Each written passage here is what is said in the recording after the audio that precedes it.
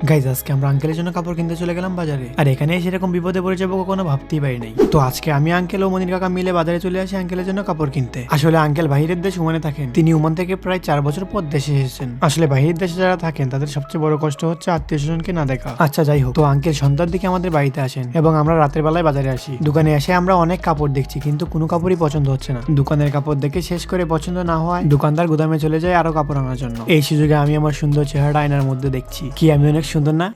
এই জন্যই মনে হয় আমার কপালে একটাও গার্লফ্রেন্ড জুটে না। হায় হায়, আমি আবার সব সত্যি কথা বলে ফেলতেছি। আমরা কিছুক্ষণ অপেক্ষা করার পর কাপড় নিয়ে চলে আসে। তো এবার কাপড় পছন্দ করে টাকা দিয়ে নিয়ে ফেলি। ভাই কাপড় কেনার পর কোনো কিছু না খেয়ে চলে গেলে কি হয়? তাই আঙ্কেল আমাদেরকে নিয়ে চলে গেল ক্যাফেতে। এই ক্যাফেটা আমাদের বারহাট্টা বাজারে নতুন হয়েছে। ভাই আমি বাইক চালিয়ে আসার পর বাইকে চাবি রেখে ক্যাফেতে চলে যাই। আমি যে কেন এত মন ভোলা হয়ে গেছি, আমার এই মনের কষ্ট কেউই বুঝে না। তো আমরা তিনজনের জন্য 3টা চকলেট কোল্ড কফি অর্ডার করে দিই। কফি খেয়ে শেষ করে বিলটা দিয়ে চলে যাই বাড়িতে। ভাই আসলে কাপড় কিনে নিয়ে যাওয়ার পর ছোট হয় আমাদের আবার বাজারে আসতে হয়।